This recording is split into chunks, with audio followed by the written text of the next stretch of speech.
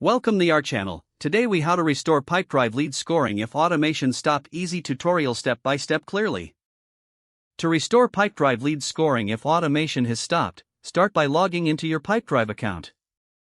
Navigate to the settings menu located at the bottom left corner of your dashboard.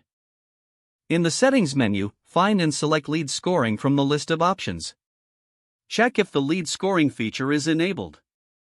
If it is disabled, toggle the switch to enable it. Next, review the scoring criteria you've previously set up. Make sure all conditions and scores are correctly assigned. If you notice any discrepancies, adjust the scoring rules as necessary. Now, navigate to the Automation section in the Settings menu. Identify the automation workflow associated with lead scoring. Check if the workflow is active and properly configured. If the automation is inactive, activate it by clicking the toggle switch. If there are any issues with the automation triggers, troubleshoot these areas. Ensure that your lead scoring rules align with your current sales processes. After making any necessary changes, test the lead scoring system with a sample lead.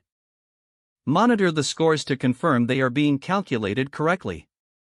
If issues persist, consider reaching out to Pipedrive support for further assistance. Regularly check your lead scoring settings to prevent future disruptions. By following these steps, you should effectively restore your lead scoring automation. If the page does not load, refresh the browser or try again in a private or incognito window.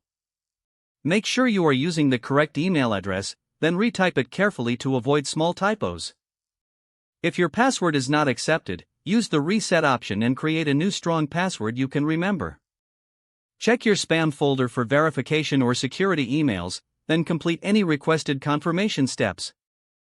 Enable two-factor authentication if available to improve account security and reduce unauthorized access. After signing in, review your profile details so your contact information and settings are accurate and current. If you see an error message, note it down and try again after restarting your device and internet connection. Log out when you finish, especially on shared devices, to keep your account and payment information secure. If the page does not load, refresh the browser or try again in a private or incognito window. Don't forget to like this video and subscribe to our channel for more step-by-step tech guides.